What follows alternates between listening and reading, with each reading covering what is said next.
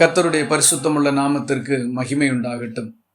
இந்த 2026வது வருஷத்தின் முதல் ஞாயிற்றுக்கிழமையிலே கர்த்தருடைய நாமத்தை மகிமைப்படுத்தும்படிக்கும் அவருடைய நாமத்தை உயர்த்தும்படிக்கும் பரலோகத்தின் தேவன் நமக்கு ஜீவன், சுகம், பலன் எல்லாவற்றையும் கொடுத்து நடத்தி வந்திருக்கிறார். ஆண்டவருக்கே மகிமை உண்டாகட்டும். சற்று நேரம் நம்முடைய சிந்தைகளை தேவனுடைய வார்த்தைகளுக்கு திருப்பிக் கொள்வோம். இது ஒரு புதிய வருஷத்தின் முதல் ஞாயிற்றுக்கிழமையாக இருப்பதனால் புதிய துவக்கம் என்கிற தலைப்பிலே சற்று நேரம் தேவனுடைய வார்த்தைகளை நாம் தியானிக்க போகிறோம். கர்த்தர் நம்முடைய வாழ்க்கையிலையும் ஒரு புதிய துவக்கத்தை கொடுப்பாராக.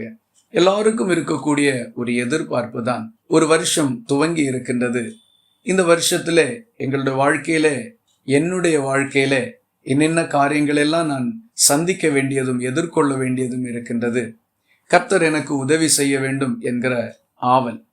இதை வேத வசனத்திலிருந்து சற்று பார்த்து கர்த்தருடைய வார்த்தைகள் நம்முடைய வாழ்க்கையில் நிறைவேறும்படி ஒப்பு கொடுத்து ஜெபிக்க போகின்றோம். நம்முடைய தியானத்துக்காக 2 சாமுவேல் 5வது அதிகாரம் 3வது வசனத்தை வாசிக்கலாம். இஸ்ரவேலின் மூப்பர் எல்லாரும் எப்ரோனிலே ராஜாவினிடத்தில் வந்தார்கள். தாவீது ராஜா எப்ரோனிலே கர்த்தருக்கு முன்பாக அவர்களுடைய உடன்படிக்கை பண்ணின பின்பு அவர்கள் தாவீதை இஸ்ரவேலின் மேல் ராஜாவாக அபிஷேகம் பண்ணினார்கள். இந்த வசனத்திலே இஸ்ரவேலின் மூப்பர்கள் எல்லாரும் எப்ரோனிலே ராஜாவாக இருந்த தாவீதினிடத்தில் வந்து, முழு இஸ்ரவேலுக்கும் நீர் ராஜாவாக வர வேண்டும் என்று அவரிடத்தில் கேட்டுக்கொண்டார்கள். அதன்படியே அவர்கள் தாவீதை இஸ்ரவேலின் மேல் ராஜாவாக அபிஷேகம் பண்ணினார்கள் என்று வாசிக்கின்றோம். தாவீதனுடைய வாழ்க்கையில் நாம் அறிந்திருக்கின்றது போல அவர் சாமுவேல் என்கிற தீர்க்கதரிசியினால் அபிஷேகம் பண்ணப்படுகின்றார். உடனே அவர் இஸ்ரவேலிலே ராஜாவாக மாறவில்லை. தேவன் அப்படி அவரை நடத்தவும் இல்லை. மாறாக பல ஆண்டுகள் அவரை தேவன் பண்படுத்தினார், பக்குவப்படுத்தினார். அது சற்றும் தாவீது எதிர்பார்த்தது அல்லாவிட்டால் தாவீது அதற்கு ஏதுவாக எந்த பாவமும் செய்திருக்கவும் இல்லை. ஆனால் தேவன் அவரை இந்த கடினமான பாதைகள் வழியாக நடத்தினார். ஒரு உதாரணம் நாம் எல்லாரும் நன்றாக அறிந்திருக்கின்றோம். ஆறுகளிலே நாம் பார்க்கக்கூடிய கூழாங்கற்கள், அது பாறையிலிருந்து உடைந்து தண்ணீரில் அடித்து வரப்பட்டு பல மாதங்கள், ஆண்டுகள் தண்ணீரினுடைய ஓட்டங்களிலே கொண்டு செல்லப்பட்டு ஆங்காங்கே முட்டி மோதி உடைந்து அவைகள் அழகான கூழாங்கற்களாக மாறுகின்றது.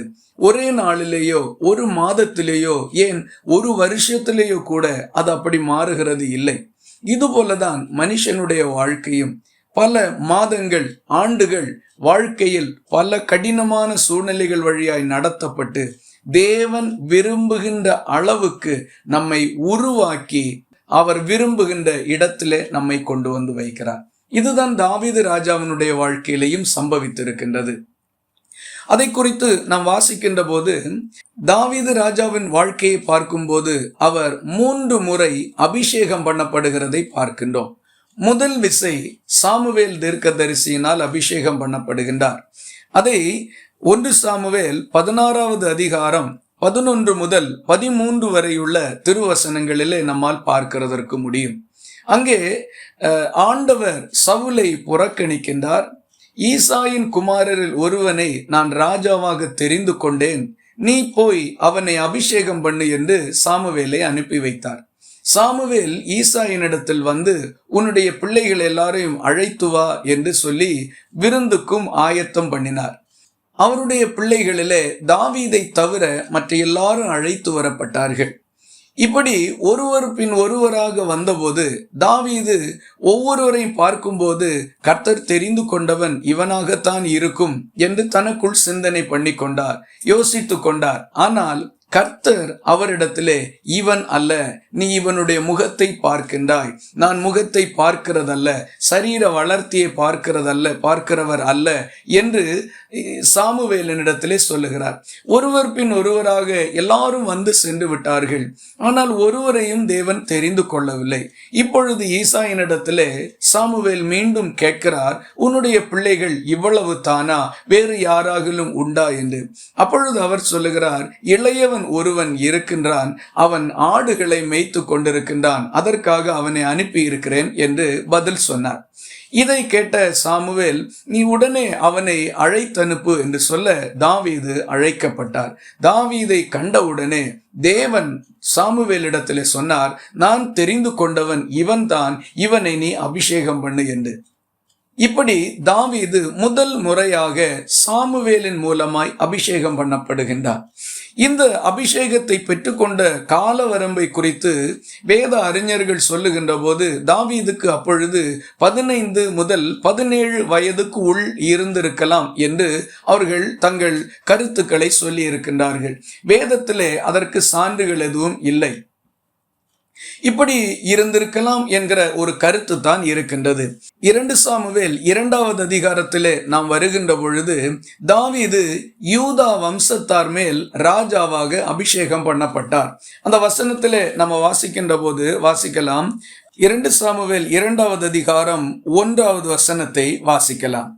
பின்பு தாவீது கர்த்தரை நோக்கி, நான் யூதாவின் பட்டணங்கள் ஒன்றிலே போய் இருக்கலாமா என்று விசாரித்தான். அதற்கு கர்த்தர், போ என்றார். எவ்விடத்திற்கு போகலாம் என்று தாவீது கேட்டதற்கு அவர், எப்ரோனுக்கு போ என்றார்.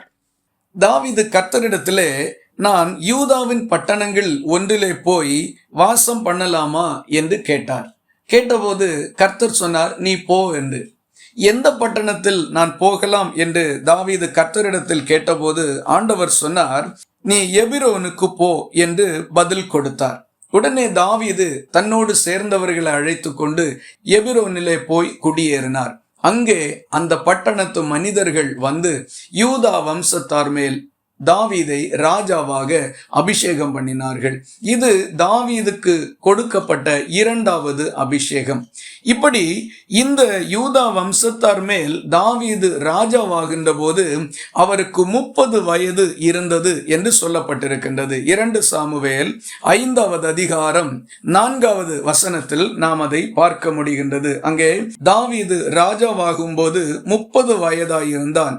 அவன் 40 வருஷம் ராஜ்யபாரம் பண்ணினான் என்று சொல்லப்பட்டிருக்கின்றது. தாவீதுக்கு 30 வயது இருக்கும்போது ராஜாவாக மாறுகின்றார். பாருங்கள், நான் ஏற்கனவே சொன்னேன், சாமுவேல் தாவீதை அபிஷேகம் பண்ணுகின்ற போது அவருக்கு சுமார் 15 வயது இருந்திருக்கலாம் என்று கருதப்படுகின்றது. அப்படி இருக்குமானால் 30 வயதாகும் போது தாவீது ராஜாவாக அபிஷேகம் பண்ணப்படுகின்றார். இடைப்பட்ட காலம் சுமார் 15 ஆண்டுகள். அப்படியானால் தாவீது வனாந்தரங்களிலும் காடுகளிலும் பல மலைகளிலும் எல்லாம் தன்னை பாதுகாத்து கொண்டு அவன் சுற்றி திரிந்த காலங்கள் சுமார் 15 ஆண்டுகள். இந்த 15 ஆண்டுகளுக்கு பிறகு பரலோகத்தின் தேவன் தாவீதை ராஜாவாக நியமித்தார். அன்பானவர்களே, ஒருவேளை உங்கள் வாழ்க்கையின் வருஷங்களை நீங்கள் பின்னிட்டு பார்ப்பீர்களானால் நீண்ட பல வருஷங்கள் துன்பத்தின் பாதையிலே, கஷ்டத்தின் மத்தியிலே, வேதனைகளின் நடுவிலே அது அமைந்திருக்கலாம். எந்த தவறும் செய்யாமல் பல வருத்தங்களையும் துன்பங்களையும் இன்னல்களையும் நீங்கள் சந்தித்திருக்கிறதற்கு கூடும். இல்லாவிட்டால் நீங்கள் எடுத்த முயற்சிகளுக்கெல்லாம் உங்களுக்கு பலன் கிடைக்காமல் போயிருக்கலாம். ஒருவேளை நீங்கள் பட்ட பிரயாசத்தின் பலனை வேறு யாரோ கூட அனுபவித்துக் கொண்டிருக்கலாம். உங்களுக்கு பெரிய ஏமாற்றங்கள் எல்லாம் கிடைத்திருக்கலாம். எத்தனை ஜெபம் பண்ணியும் உங்கள் வாழ்க்கையில் ஒரு நல்ல மாறுதலையும் உயர்வையும் காண முடியாமல் இருந்திருக்கலாம். தாவீதை பாருங்கள். தாவீதோடு கர்த்தர் இருந்தார். தாவீதுக்கு வெளிப்பாடுகள் இருந்தது. தாவீதோடு கர்த்தர் பேசினார். எல்லாம் இருந்தது. ஆனால் தேவன் அவருக்கு நியமித்திருந்த ஸ்தானத்தில் அவர் உட்காருகிறதற்காக 15 ஆண்டுகள் அவர் தேவனால் பக்குவப்படுத்தப்பட்டார். புரிந்து கொள்ளுங்கள், துன்பத்தின் நாட்கள் தேவன் பட்சபாதம் உள்ளவராய் இருந்ததினால் உங்களுக்கு வந்ததல்ல. யாரோ உங்களை ஏமாற்றினதினால் வந்ததல்ல. ஏன் நீங்களே ஏமாந்து போய் உங்களுக்கு அந்த துன்பங்கள் வந்தவைகள் அல்ல. எல்லாவற்றையும் காண்கிறவரும் அறிகிறவரும் நம்முடைய காலங்களை தம்முடைய கரத்தில் வைத்திருக்கிறவருமாகிய தேவன் மனம் அறிந்து உங்களை இந்த கடின பாதைகளில் நடத்தினார். ஒரே ஒரு நோக்கம், அவர் விரும்புகிற காரியத்தை செய்ய நீங்கள் தகுதியுள்ளவர்களாக மாறும்படிக்கே. ஆகவே இந்த புதிய வருஷத்தினுடைய துவக்கம் உங்களை தாவீதை கர்த்தர் மேன்மைப்படுத்தினது போல மேன்மைப்படுத்துகிறதாக இருக்கட்டும். கர்த்தருடைய வார்த்தையை தேவன் உங்கள் வாழ்க்கையிலேயும் நிறைவேற பண்ணுவாராக. இந்த வசனத்தை ஆமீன் என்று சொல்லி உங்கள் வாழ்க்கையில நீங்கள் சொந்தமாக்கிக் கொள்ளுங்கள். மூன்றாவதாக தாவீது அபிஷேகம் பண்ணப்பட்ட இடத்தை பார்க்கின்ற போது 2 சாமுவேல் 5வது அதிகாரம் 3வது வசனத்திலே நாம் அதை பார்க்கிறதற்கு முடிகிறது. இஸ்ரவேலின் மூப்பர்கள் எல்லாரும் எபிரோனிலே ராஜாவினிடத்தில் வந்தார்கள். தாவீது ராஜா எபிரோனிலே கர்த்தருக்கு முன்பாக அவர்களோட உடன்படிக்கை பண்ணின பின்பு அவர்கள் தாவீதை இஸ்ரவேலின் மேல் ராஜாவாக அபிஷேகம் பண்ணினார்கள். பாருங்கள், எபிரோனிலே தாவீது சுமார் 7 வருஷங்கள் ராஜாவாக ஆட்சி செய்து கொண்டிருக்கின்றார். அதை தொடர்ந்து இஸ்ரவேலினுடைய மூப்பர்கள் எல்லா கோத்திரங்களிலிருந்தும் வந்து தாவீதை நீர் எல்லா முழு இஸ்ரவேலுக்கும் ராஜாவாக இருக்க வேண்டும் என்று அபிஷேகம் பண்ணினார்கள். தாவீது இஸ்ரவேலின் 12 கோத்திரங்களுக்கும் அரசனாக மாறினார். பாருங்கள், தேவன் படிப்படியாக உயர்த்துகிறவர். சாமுவேல் அபிஷேகம் பண்ணின நாளிலே தாவீது அரசனாகவில்லை. தாவீதை தேவன் பக்குவப்படுத்தினார், பண்படுத்தினார். ஒரு இடத்திலே தாவீதை குறித்து சொல்லுகின்ற போது அவன் என் இருதயத்துக்கு ஏற்றவன் என்று கர்த்தர் சொன்னார். பாருங்கள், இந்த வருஷங்களாக அவர் பட்ட உபத்திரவங்கள் தாவீதை அழிக்க அல்ல, சிறுமைப்படுத்த அல்ல, கொல்ல அல்ல, தாவீதை தேவன் தம்முடைய இருதயத்துக்கு ஏற்றவனாக மாற்றுகிறதற்காகத்தான் அனுமதித்தார். சற்று பாருங்கள், தாவீது இந்த 15 ஆண்டுகளில் நல்ல ஒரு இராணுவத்தை கட்டமைத்திருந்தார். தாவீதுக்கு இந்த 15 ஆண்டுகளில் நல்ல குடும்ப வாழ்க்கையை கொடுத்தார், பிள்ளைகளை கொடுத்தார். நல்ல ஒரு தாவீது சொல்லுகிறதை கேட்டு தேவனுக்கு கீழ்ப்படுகிற ஒரு நல்ல கட்டமைப்புள்ள இராணுவத்தை தேவன் அவருக்கு கொடுத்திருந்தார். தாவீது ஒருவேளை குறுகி போகிறவனாக மனிதர்களிடத்திலே காணப்படலாம், ஓடி ஒளிந்து கொண்டிருக்கிறவனாக காணப்படலாம். ஆனால் தேவன் தாவீதை உருவாக்கி கொண்டிருந்தார். சற்று சிந்தித்து பாருங்கள். நீங்கள் துன்பத்தையும் கஷ்டங்களையும் சந்தித்த காலங்களிலே ஒருவேளை உலக மக்களைப் போல பிறரை போல நீங்கள் மேன்மை அடையாமல் இருந்திருக்கலாம். ஆனால் உங்களை தேவன் உருவாக்கி கொண்டுதான் வந்திருக்கிறார். ஏற்ற வேளையில் உங்களை உயர்த்துவார். தாவீதை கர்த்தர் எவ்வளவு மேன்மையாக உயர்த்தினார். எபிரோனிலே சுமார் 7 ஆண்டுகள் அவர் அரசனாக இருந்தார். முழு இஸ்ரவேலின் மேலும் அவர் 33 ஆண்டுகள் ராஜாவாக இருந்தார். 40 ஆண்டுகள் தாவீது முழு இஸ்ரவேலையும் ஆட்சி செய்யும்படிக்கு தேவன் வைத்தார். தாவீதின் ஆட்சியின் நாட்கள் மேன்மையுள்ள நாட்களாய் இருந்தது. ஆகவே இதிலிருந்து நாம் கற்றுக்கொள்ள வேண்டிய, புரிந்து கொள்ள வேண்டிய முக்கியமான காரியம் என்னவென்றால், வனாந்தர வாழ்க்கைக்கு ஒரு முடிவு தாவீதினுடைய வாழ்க்கையில் வந்தது. அவன் காடுகளிலும் பல வனாந்தரங்களிலும் ஒளிந்து ஓடிக்கொண்டிருந்த காலங்கள் முடிவுக்கு வந்து தேவன் அவனை அரியணையில் அமர பண்ணினார். உங்கள் வாழ்க்கையிலையும் கடந்த வருஷங்கள் எல்லாம் நீங்கள் பட்ட பல துன்பங்களை கடந்து இந்த வருஷத்தில் தேவன் உங்களை மேன்மையான ஸ்தானத்தில் உட்கார பண்ணுவாராக. கர்த்தர் உங்களை அமர்ந்திருக்க பண்ணுகிற வருஷமாக இது இருப்பதாக. அலைச்சல்களுக்கு முடிவுண்டாக்குகின்ற ஒரு நல்ல வருஷமாக இது இருக்கட்டும். இது ஒரு புதிய துவக்கமாய் உங்கள் வாழ்க்கையின் ஆண்டுகளில், உங்கள் வாழ்க்கை சரித்திரத்தில் இது ஒரு புதிய அத்தியாயமாக இருக்கட்டும். தேவன் உங்களை மேன்மைப்படுத்துகிற வருஷமாக இருக்கட்டும், தாவீதை போல. இரண்டாவதாக, அப்போஸ்தலருடைய நடபடிகள் 13வது அதிகாரம் 2-3 வசனங்களை வாசிக்க கேட்போம். அவர்கள் கர்த்தருக்கு ஆராதனை செய்து உபவாசித்து கொண்டிருக்கிற போது பர்னபாவையும் சவுலையும் நான் அழைத்த ஊழியத்துக்காக அவர்களை பிரித்து விடுங்கள் என்று பரிசுத்த ஆவியானவர் திருவுளம் பற்றினார். அப்பொழுது உபவாசித்து ஜெபம் பண்ணி அவர்கள் மேல் கைகளை வைத்து அவர்களை அனுப்பினார்கள். இங்கே பவுல் அப்போஸ்தலனுடைய வாழ்க்கையிலே ஏற்பட்ட ஒரு மிகப்பெரிய திருப்பு முனையை குறித்து சொல்லப்பட்டிருக்கின்றது. நாம் அறிந்திருக்கின்றபடி அப்போஸ்தலனாகிய பவுல் அவர் வாழ்ந்த காலத்திலே கிறிஸ்தவர்களை மிகவும் துன்பப்படுத்தி கொடுமைப்படுத்தி பலரையும் கொலை செய்கிறதற்கு கூட சம்மதித்து துணை நின்ற மனுஷனா இருந்தார். அவருடைய வாழ்க்கை அப்படி போய்கொண்டிருக்கின்ற போது ஒரு நாள் இந்த நோக்கத்தோடு தமஸ்கு என்கிற பட்டணத்திற்கு அவர் போகின்ற போது வழியிலே ஆண்டவர் இயேசு கிறிஸ்து அவருக்கு வெளிப்படுகின்றார். நண்பகல் வேளையிலே அவரை சுற்றி சூரியனுடைய வெளிச்சத்தை விட ஒரு மிகப்பெரிய ஒளி பிரகாசிக்கின்றது. அந்த ஒளியின் பிரகாசத்தை அவர் பார்த்தபோது பார்வை இழந்தவராக தான் ஏறி இருந்த குதிரையிலிருந்து கீழே விழுகின்றார்.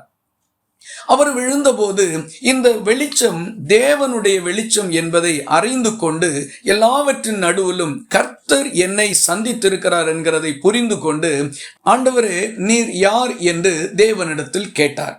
அப்பொழுது அவருக்கு கேட்ட சத்தம், நீ துன்பப்படுத்துகின்ற இயேசு நானே என்பது.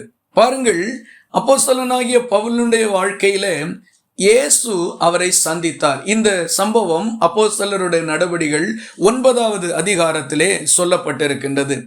இப்படி அவர் சந்திக்கப்பட்டு ரட்சிக்கப்பட்டு ஆண்டவர் இயேசு கிறிஸ்துவை ஏற்றுக்கொள்ளுகின்றார்.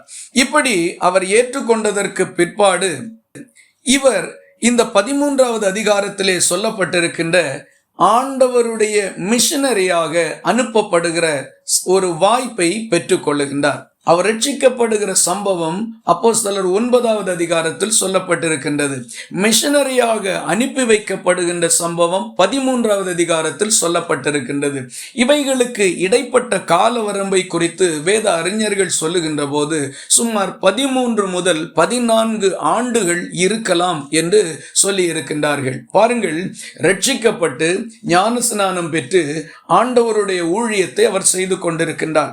அப்போஸ்தலர் 13வது அதிகாரம் 1வது வசனத்தின் கடைசி பகுதியில் வாசிக்கின்ற போது சவுல் தீர்க்கதரிசியாகவும் போதகராகவும் இருந்தார் என்று சொல்லப்பட்டிருக்கின்றது. 13 ஆண்டுகள் ஒரு சாதாரண தீர்க்கதரிசியாக, ஒரு போதகனாக ஊழியர்களோடு சேர்ந்து சபைகளில் ஊழியம் செய்து கொண்டிருந்தார். இதை தொடர்ந்து ஆண்டவர் குறித்த வேளை வந்தபோது பவுலையும் பர்னபாவையும் நான் அழைத்த என்னுடைய ஊழியத்துக்காக அவர்களை பிரித்து விடுங்கள் என்று தேவனுடைய ஜனங்களோடு பேசினார். உடனே அவர்கள் அதற்கு கீழ்ப்படிந்து அந்த 13வது அதிகாரம் 3வது வசனம் சொல்லுகிறது, அப்பொழுது உபவாசித்து ஜெபம் பண்ணி அவர்கள் மேல் கைகளை வைத்து அவர்களை அனுப்பினார்கள். பரிசுத்த ஆவியினால் அனுப்பப்பட்டு அவர்கள் போனார்கள். பாருங்கள் பிரியமானவர்களே, சுமார் 13 முதல் 14 ஆண்டுகள் சாதாரண ஊழியம் செய்து கொண்டிருந்த அப்போஸ்தலனாகிய பவுல் ஒரு மிகப்பெரிய மிஷனரியாக, மிகப்பெரிய அப்போஸ்தலனாக அனுப்பப்படுகிறார். அனுப்பப்பட்டது மிகச்சிறிய, மிக ஒரு சாதாரணமான ஒரு சூழலாக இருந்தது. ஆனால் இதற்கு பின்னதாக நீண்ட பயணங்கள், பல ஆண்டுகள் ஊழியங்கள், பல நிருபங்கள் எழுதுகின்றதான பாக்கியம், இவைகள் எல்லாவற்றையும் தேவன் வைத்திருந்தார். ஆகவே அப்போஸ்தலனாகிய பவுலனுடைய வாழ்க்கையில நம்ம பார்க்கின்ற போது அவர்கள் உபவாசித்து ஜெபம் பண்ணி ஊழியம் செய்து கொண்டிருந்தார்கள். கர்த்தர் அவரை உயர்த்தினார். ஒருவேளை இந்த வார்த்தையை கவனித்துக் கொண்டிருக்கிற நீங்கள் தேவ ஊழியத்தை செய்கிறவராக இருக்கலாம். இத்தனை வருஷம் நான் ஊழியம் செய்து கொண்டிருக்கிறேன், மிக சாதாரணமான ஊழியக்காரனாகத்தான் என்னால் இருக்க முடிந்திருக்கிறது என்று நீங்கள் நினைப்பீர்களானால், கர்த்தர் உங்களை குறித்து ஒரு திட்டத்தை வைத்திருக்கிறார். தேவன் உங்களை குறித்து ஒரு நோக்கத்தை வைத்திருக்கிறார். என்னுடைய காலெல்லாம் இப்படித்தான் இருக்கும் போல இருக்கிறது, நான் இப்படித்தான் போவேன் போல, அப்படியெல்லாம் இல்லவே இல்லை. ஒவ்வொரு மனுஷனை குறித்தும் தேவன் ஒரு திட்டம் வைத்திருக்கிறார். உங்களுக்கு தெரியுமா, இயேசுவினிடத்தில் சீஷர்கள் ஒரு பிறவியிலே குருடனாக பிறந்த ஒருவனை குறித்து கேட்கிறார்கள். ஆண்டவரே, இவன் குருடனாக பிறந்தது இவன் செய்த பாவமா, முன்னோர்கள் செய்த பாவமா என்றெல்லாம் விசாரிக்கிறார்கள். இயேசு சொன்னார், இவனோ இவனுடைய பெற்றோரோ முன்னோர்களோ யாரும் செய்த பாவம் அல்ல, தேவனுடைய மகிமை இவன் மேல் விளங்கும்படிக்கு, தேவன் மகிமைப்படும்படிக்கு இவன் குருடனாக பிறந்திருக்கிறான். பாருங்கள், ஒருவன் குருடனாக பிறந்தது உலகம் சொல்லுகின்றது அதை குறித்து, இவனுடைய முன்னோர்கள் பாவிகள் என்று. ஆனால் பரலோகம் சொல்லுகின்றது இப்படி அல்ல, இவன் மேல் தேவன் மகிமைப்பட போகிறார் என்று. அப்படியானால் ஒரு குருடனை குறித்து கூட தேவன் திட்டமுள்ளவராக இருக்கின்றார். நீதிமொழிகளில் நம்ம வாசிக்கின்ற போது தரித்திரனை நீ ஒடுக்க கூடாது என்று சொல்லுகின்றார். அப்படி நீ ஒடுக்கினால் அது தேவனை அவமதிக்கிறதாக இருக்கும் என்றும் குறிப்பிடுகின்றார். பாருங்கள், இந்த உலகத்திலே தரித்திரனை யாரும் மதிக்கிறதில்லை, யாரும் அவர்களை பெரிதாக நினைத்து கொள்ளுகிறதோ பொருட்படுத்துகிறதோ இல்லை. ஆனால் தரித்திரனை தேவன்தான் வைத்திருக்கிறார், நியமித்திருக்கிறார். எதற்காக என்றால் தேவனுடைய பிள்ளைகள் அவர்களை வெறுத்து அவமதித்து ஒடுக்குகிறார்களா என்று சோதிப்பதற்காக. அவர்கள் அப்படி செய்வார்கள் ஆனால் தேவனை துக்கப்படுத்துகிறதும் அவமதிக்கிறதாக மாறிவிடும். இஸ்ரவேல் ஜனத்துக்குள்ளே பல அந்நிய ஜாதியான மக்களையும் தேவன் அனுமதித்திருந்தார். ஏனென்றால் இவர்கள் தேவனுடைய வார்த்தைக்கு கீழ்ப்படிந்து நடப்பார்களா இல்லையா என்பதை சோதித்து பார்ப்பதற்காக. அப்படியானால் ஒரு குருடனை குறித்து தேவ திட்டம் இருக்கிறது. இந்த உலகத்தில் வாழுகிற ஏழைகளை குறித்து, தரித்திரர்களை குறித்து தேவ திட்டம் இருக்கின்றது. இந்த உலகத்திலே தேவன் சில சூழ்நிலைகளை, நமக்கு எதிரடையான சில சூழ்நிலைகளை அனுமதிக்கிறதுல கூட தேவ திட்டம் இருக்கின்றது. பாருங்கள், இவைகள் எல்லாவற்றையும் தேவன் செய்திருக்கிறார். எதற்கென்றால் தம்முடைய பிள்ளைகளை மேன்மைப்படுத்த வேண்டும் என்கிற ஒரே நோக்கத்தோடு. பவுலை மிக சாதாரணமான நிலையிலிருந்து கர்த்தர் உயர்த்தினார், மேன்மைப்படுத்தினார். பிரியமானவர்களே, ஒரு புதிய வருஷத்தின் முதல் ஞாயிற்றுக்கிழமையிலே இந்த வார்த்தையை நீங்கள் கேட்டுக்கொண்டிருக்கின்றீர்கள். இந்த 2026வது வருஷம் எப்படி இருக்கும் என்கிறது நம்ம ஒருவருக்கும் தெரியாது. தேவன் ஒருவர் மட்டும் அதை அறிந்திருக்கிறார். எப்படி காரியங்கள் இருப்பினும் நம்முடைய வாழ்க்கையில் ஒரு புதிய துவக்கமாயிருக்கட்டும். ஒருவேளை நம்முடைய இந்த கிறிஸ்தவ வாழ்க்கையில தேவ பக்தியின் ஜீவியத்திலே ஒரு புதிய அத்தியாயம் நம்முடைய வாழ்க்கையில் திறக்கப்படட்டும். ஒரு புதிய அனுபவத்துக்குள்ளே நாம் காலடி எடுத்து வைப்போம். நாம் பெற்றுக்கொண்ட விசுவாசம், நாம் பெற்றுக்கொண்ட அபிஷேகம், நாம் பெற்றுக்கொண்ட கிருபை வரங்கள், நாம் கர்த்தருக்காக செயல்பட்டது, கர்த்தருக்காக வாழ்ந்தது எல்லாமே எக்ஸ்பேண்ட் ஆகட்டும். ஒரு புதிய லெவலுக்குள்ளே ஒன்று மேலோங்கி மேலே எழும்பி செல்லட்டும்.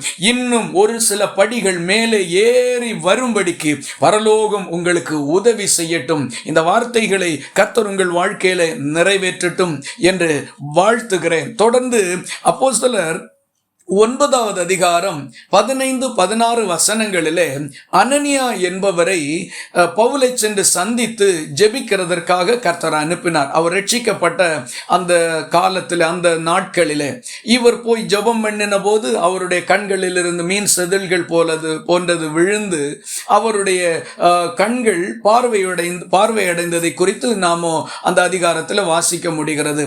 அப்பொழுது ஆண்டவர் அனனியாவினிடத்தில் சொன்னார், அவன் ராஜாக்களுக்கு முன்பாக எல்லாம் நிற்கணும், அவன் எனக்காக பெரிய காரியங்களை செய்யணும் என்று முன்னதாக கர்த்தர் சொல்லி இருந்தார். தேவனுடைய பிள்ளைகளே, உங்களை குறித்தும் பல தீர்க்க தரிசனங்கள் சொல்லப்பட்டிருக்கலாம், உங்களுக்கு பல தரிசனங்கள் கொடுக்கப்பட்டிருக்கலாம். ஆண்டுகள் பல கடந்து சென்றும் இன்னும் அது நிறைவேறாத நிலையில் இருப்பீர்களானால் இந்த புதிய வருஷம் ஒரு புது துவக்கமா இருக்கட்டும்.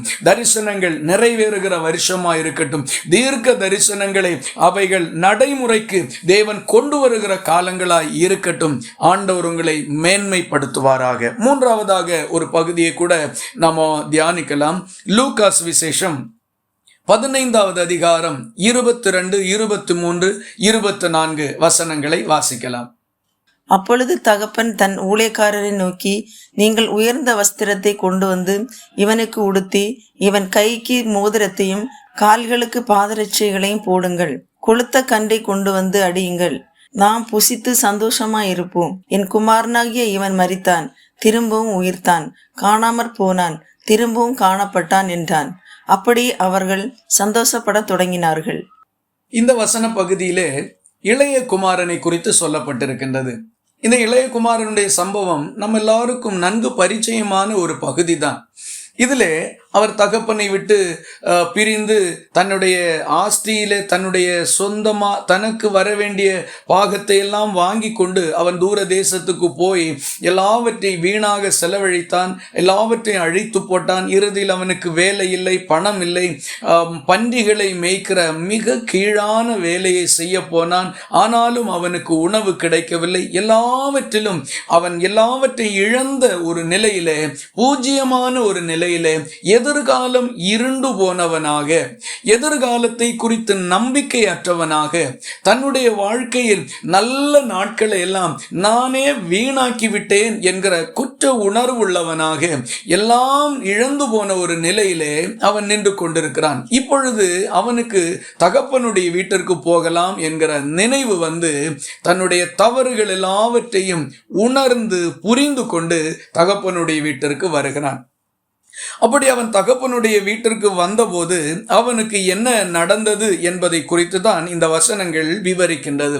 தகப்பனிடத்துல வந்து, நான் பாவம் செய்தேன், அது பரத்துக்கு விரோதமாக உமக்கு விரோதமாக செய்யப்பட்டிருந்தது, என்னை நீர் ஏற்றுக்கொள்ள வேண்டும், உம்முடைய மகனாக இருக்கிறதற்கு அல்ல, அதற்கு தகுதியும் எனக்கு இல்லை, ஒரு வேலைக்காரனாக என்னை ஏற்றுக்கொள்ள வேண்டும் என்று தன்னுடைய சொந்த தகப்பனிடத்திலேயே கேட்கிறான். ஆனால் அந்த தகப்பன் அவனை வேலைக்காரனாக அல்ல, மகனாகவே ஏற்றுக்கொண்டார். இதுதான் பரலோகத்தின் தேவனுடைய மனதும் இருதயமும் எதிர்பார்ப்பும் விருப்பமுமாக இருக்கின்றது. நம்ம தவறு வருகின்ற போது நம்மை கண்டிக்கிறார், நம்மை தண்டிக்கிறார், எல்லாம் உண்மைதான். ஆனால் நாம் மனம் திரும்புகிற போது, தவறை உணர்ந்து கர்த்தரிடத்தில் வரும் பொழுது நம்மை ஏற்றுக்கொள்ளுகிறார், ஆதரிக்கிறார், மேன்மைப்படுத்துகிறார். அதை குறித்து இந்த 22வது வசனத்தில இருந்து அவனுடைய திரும்பி வருதலினால் அவனுக்கு கிடைத்த பலன்கள் என்னென்ன என்பதிலே பிரதானமாக 4 காரியங்கள் சொல்லப்பட்டிருக்கின்றது. அதை நாம் பார்க்கும் பொழுது 22வது வசனத்திலே, அப்பொழுது தகப்பன் தன் ஊழியக்காரரை நோக்கி, நீங்கள் உயர்ந்த வஸ்திரத்தை கொண்டு வந்து இவனுக்கு உடுத்தி இவன் கைக்கு மோதிரத்தையும் கால்களுக்கு பாதரட்சைகளையும் போடுங்கள் என்று சொல்லுகின்றார். பாருங்கள், இந்த வசனத்திலே அவனுக்கு 3 காரியங்கள் கொடுக்கப்பட்டது, குறிப்பிடப்பட்டிருக்கின்றது. முதலாவதாக உயர்ந்த வஸ்திரம் அவனுக்கு உடுத்தப்பட்டது. அவனுக்கு இருந்த கிழிந்த வஸ்திரம், பழைய வஸ்திரம், ஒரு சாதாரண பிச்சைக்காரனை விட கீழ்த்தரமான நிலையிலே மோசமானதாக இருந்த வஸ்திரம் அவனை விட்டு நீக்கப்பட்டது. அவனுக்கு விலையுயர்ந்த ஒரு வஸ்திரம் உடுத்துவிக்கப்பட்டது. அவனுடைய நிலை மாற ஆரம்பித்தது. இரண்டாவதாக அவனுடைய கைக்கு மோதிரம் போடப்பட்டது. மோதிரம் என்பது தன்னுடைய மகன் என்கிற அங்கீகாரமும் தகப்பன் வீட்டினுடைய அங்கீகாரமாகவும் இருக்கின்றது. அனாதையாக இருந்தவன், யாரும் இல்லை என்று நினைத்தவன் தகப்பனால் மீண்டும் அங்கீகரிக்கப்படுகிறதை அது காண்பிக்கின்றது. மூன்றாவதாக அவனுடைய கால்களுக்கு பாதரட்சைகள் போடப்பட்டது. பாருங்கள், அவன் எல்லாவற்றையும் இழந்தவனாக, பாதைகள் வழிகளிலே இருந்த கல்லும் முள்ளும் அதனுடைய கடினமான பாதையினுடைய நிலைமைகள் எல்லாவற்றையும் அவனுடைய கால்கள் அனுபவித்திருந்தது. இப்பொழுது அவனுக்கு பாதரட்சைகள் போடப்பட்டது. இது எதை காண்பிக்கின்றது என்றால், அவன் தன்னுடைய வாழ்க்கையின் பாதைகளில் சந்தித்த துன்பங்களுக்கு ஒரு முடிவு உண்டாகிவிட்டது என்பதை. இன்னும் அடுத்த வசனத்தில் 23வது வசனத்தில் வாசிக்கும் பொழுது, கொழுத்த கன்றை கொண்டு வந்து அடியுங்கள், நாம் புசித்து சந்தோஷமாயிருப்போம் என்று தகப்பன் சொல்லுகின்றார். இது 4வது காரியம். இவன் நிமித்தமாக அந்த வீடு விருந்து கொண்டாட்டங்களால் நிரம்புகின்றது, அந்த வீடு சந்தோஷப்படுகின்றது. இவனுக்கு இது எதை காண்பிக்கின்றது என்றால், இவனுக்கு ஒரு மறு வாழ்வு, ஒரு புதிய வாழ்வு மீண்டும் தகப்பனுடைய வீட்டிலேயே கிடைக்கின்றது. பாருங்கள், 4 பிரதான காரியங்கள் இங்கே சொல்லப்பட்டிருக்கின்றது. அவனுடைய வஸ்திரங்களை மாற்றி விலையுயர்ந்த வஸ்திரங்களை கொடுத்தார்கள். தகப்பனிடத்திலே பிள்ளை என்கிற அங்கீகாரத்தினுடைய மோதிரம் கொடுக்கப்பட்டது. அவன் பாதையிலே இனி துன்பங்கள் இல்லை, கண்ணீர்கள் இல்லை, காயங்கள் இல்லை, வருத்தங்கள் இல்லை என்கிறதற்கு அடையாளமாக கால்களுக்கு பாதரட்சைகள் இடப்பட்டது.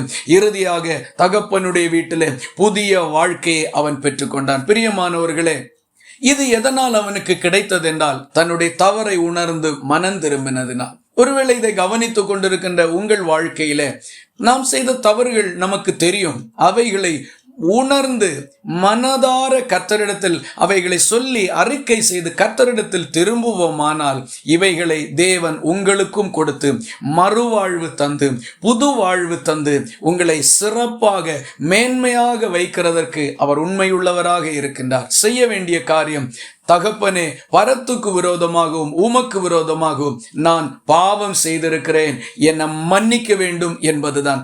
மனதார மன்னிக்கிற தேவன் நம்முடைய தேவன். ஆதாமையும் ஏவாளையும் தேவன் உண்டாக்கினார். அவர்கள் கீழ்ப்படியாமல் பாவம் செய்தபோது அவர்கள் அந்த தேவ மகிமையெல்லாம் இழந்து போனார்கள். ஆகிலும் தேவன் அவர்களுக்கு உடைகளை உண்டு பண்ணி உடுத்து வித்து தான் தோட்டத்திற்கு வெளியே கொண்டு வந்தார். அவர்களை துரத்தி அடிக்கவில்லை. அவர்களுடைய அவலட்சணம் வெளியே உலகத்துக்கு தெரியணும் என்று கர்த்தர் விரும்பவில்லை. நல்ல வஸ்திரங்களை உடுத்து வைத்து தான் தோட்டத்திற்கு வெளியே அவர்களை கொண்டு வந்தார். நம்முடைய தேவனுடைய இருதயம் இதுதான். ஆகவே ஆண்டவரை அழித்து விடுவார், நான் இல்லாமல் போய்விடுவேன், இப்படியெல்லாம் நினைத்து கொண்டிருக்காமல் கர்த்தரிடத்தில் திரும்பி வாருங்கள். தேவனிடத்தில் மனம் திரும்பி தவறுகளை அறிக்கை செய்து என்னை ஏற்றுக்கொள்ளும் என்று மனதார சொல்லுங்கள். அவருடைய உள்ளம் உங்களுக்காகத்தான் ஏங்கிக் கொண்டிருக்கின்றது. இந்த இளைய குமாரனுக்கு மகன் என்கிற அங்கீகாரத்தையும் கொடுத்து ஒரு புதிய வாழ்க்கையையும் தேவன் கொடுத்தார். இங்கே தன்னுடைய வாழ்க்கையில் தவறான முடிவும் தீர்மானமும் அவர் எடுத்திருந்ததினால் பல தீங்கும் அழிவும் இழப்பும் வந்துவிட்டது. இப்பொழுது அவன் எடுத்த புதிய நல்ல தீர்மானம் அவனை வாழ்வுக்கு வழி நடத்தினது. அதுபோல உங்களுக்கும் இந்த புதிய வருஷத்தினுடைய தொடக்கம் ஒருவேளை வாழ்க்கையில் வந்த தவறுகள் குற்றங்களை கடந்து உங்களுக்கு மன்னிப்பை பெற்றுக்கொண்டு ஒரு புது வாழ்க்கையின் தொடக்கத்தை அத்தியாயத்தை கொடுப்பதாக இருக்கட்டும் என்று வாழ்த்துகிறேன். இங்கே 3 பேருடைய வாழ்க்கையையும் 3 விஷயங்களையும் நாம் பார்த்திருக்கின்றோம். முதலாவது தாவீது தன்னுடைய வாழ்க்கையின் சுமார் 15 ஆண்டுகள் துன்பங்களை கடந்து அவன் ராஜா என்கிற அந்தஸ்தை பெற்றுக்கொண்டான். தேவன் அபிஷேகம் பண்ணின திட்டம் அவருடைய வாழ்க்கையில் நிறைவேறினது. ஒருவேளை நீங்கள் அபிஷேகம் பெற்றிருக்கலாம், கிருபை வரங்கள் இருக்கலாம், ஆனால் மேன்மையை காணாமல் இருந்திருக்கலாம். கர்த்தர் இந்த வருஷத்தில் அதை உங்களுக்கு கொடுக்கட்டும். இரண்டாவதாக பவுல் அப்போஸ்தலனுடைய வாழ்க்கையை பார்த்தோம். அவரும் சுமார் 13 முதல் 14 ஆண்டுகள் மிக சாதாரணமான ஊழியத்தை செய்து கொண்டிருந்தார். அதைத் தொடர்ந்து கர்த்தர் ஒரு மிகப்பெரிய மிஷனரியாக மாற்றினார். 3 ஊழிய பயணங்களை கர்த்தர் கொடுத்தார். ரோமாபுரிக்குரிய பயணத்தை கொடுத்தார். பல சபைகளை ஸ்தாபிக்க செய்தார். பல நிருபங்களை எழுதச் செய்தார். அவைகள் புதிய ஏற்பாட்டினுடைய மிக பெரும் பகுதியாகவும் இன்றைக்கு அமைந்திருக்கின்றது. கர்த்தர் உங்களையும் அப்படி பயன்படுத்தட்டும். இத்தனை வருஷங்கள் இருந்த ஆவிக்குரிய விசுவாச வாழ்க்கையின் பாதையின் மேன்மைகளை கடந்து உன்னதமான அனுபவத்திற்கு கர்த்தர் உங்களை கொண்டு வரட்டும். புதிய அத்தியாயம் உங்கள் வாழ்க்கையில் திறக்கட்டும். மூன்றாவதாக இளைய குமாரனுடைய வாழ்க்கை. தவறுகளை உணர்ந்து கர்த்தரிடத்தில் திரும்பினான். புது வாழ்க்கையை கர்த்தர் கொடுத்தார். அவன் எல்லாவற்றிலும் மேன்மை உள்ளவனாய் தகப்பனுடைய வீட்டின் சந்தோஷத்துக்கும் ஒரு புதிய வாழ்க்கையினுடைய ஒரு துவக்கத்திற்கும் அது வழிவகுத்தது. அவன் பாக்கியவானாக மாறினான். கர்த்தர் உங்களுக்கும் அப்படியே செய்து உங்களை மேன்மைப்படுத்துவாராக. நாம் இன்றைக்கு தியானித்ததை போல இது ஒரு புதிய வருஷத்தினுடைய துவக்கம். உங்கள் வாழ்க்கையின் புதிய அனுபவங்களின் துவக்கங்களாக இருக்கட்டும் என்று வாழ்த்துகிறேன். கர்த்தர் உங்களை ஆசீர்வதிப்பாராக. ஜெபிப்போமா. எங்களை நேசிக்கிற அன்பு நிறைந்த நல்ல ஆண்டவரே, நாங்கள் உம்மை நன்றியோடு துதிக்கிறோம் அப்பா. இந்த புது வருஷத்தினுடைய முதல் ஞாயிற்றுக்கிழமையிலே நாங்கள் தியானித்த உம்முடைய இந்த வேத வசன சத்தியங்களின்படி தாவீதை ஒரு புதிய அனுபவத்துக்குள்ளே நடத்தினீர். பவுல் அப்போஸ்தலனை ஊழியத்தில் புதிய அனுபவத்திற்குள்ளே நடத்தினீர். இளைய குமாரனை வாழ்க்கையின் புதிய அனுபவத்திற்குள்ள கொண்டு வந்து நடத்தினீர். இதுபோல எங்கள் ஒவ்வொருவருடைய வாழ்க்கையிலையும் நீர் செய்யும்படி ஒப்பு கொடுத்து ஜெபிக்கின்றோம். இந்த வார்த்தைகளை கேட்டு யாரெல்லாம் தங்களை தாழ்த்தி ஒப்பு கொடுத்து ஜெபிக்கின்றார்களோ அவர்கள் வாழ்க்கையிலெல்லாம் உம்முடைய வார்த்தைகள் ஜீவனாயும் ஆவியாயும் இருக்கிற வார்த்தைகள் பலன் செய்யட்டும், வாழ்க்கையை மாற்றட்டும், மாற்றி மேன்மைப்படுத்தட்டும் என்று ஜெபிக்கிறோம். எங்களை ஒப்பு கொடுக்கிறோம். அங்கீகரித்து ஆசீர்வதித்தருளும். இயேசு கிறிஸ்து மூலம் ஜெபிக்கிறோம் எங்கள் அன்புள்ள நல்ல பிதாவே, ஆமென். கர்த்தர் உங்கள் எல்லாரையும் மேன்மைப்படுத்தி ஆசீர்வதித்து உயர்த்தி வைப்பாராக. ஆமென்.